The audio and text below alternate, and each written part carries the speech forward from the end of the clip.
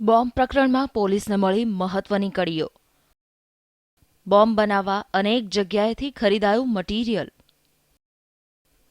14 ફેબ્રુઆરીએ રાજકોટના ખોડિયારપરા વિસ્તારમાં રહેતા દલપતભાઈના ઘર પાસેથી ટાઈમ બોમ્બ મળી આવ્યો અને પોલીસ દોડતી થઈ ગઈ. ટાઈમ બોમ્બ તો ડિફ્યુઝ થઈ ગયો, પરંતુ ત્યારબાદ ખોલ્યા અનેક ભેદ.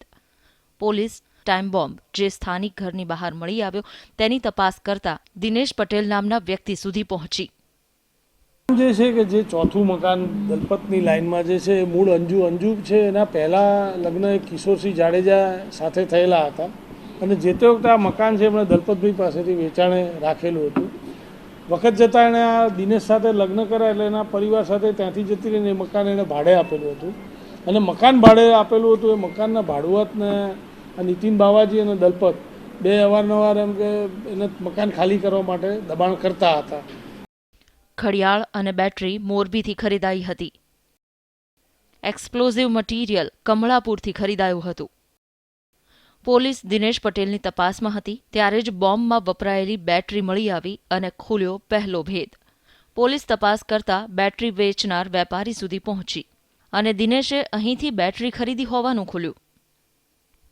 અને મોરબીના જે પટેલ ઓટો પાર્ટ્સની દુકાન કે જે અયોધ્યાપુરી રોડ ઉપર આવેલી છે ત્યાંથી આપણને આ માહિતી મળેલી હતી કે ભાઈ એક દિનેશભાઈ નામના વ્યક્તિએ આ બેટરી ખરીદેલી છે.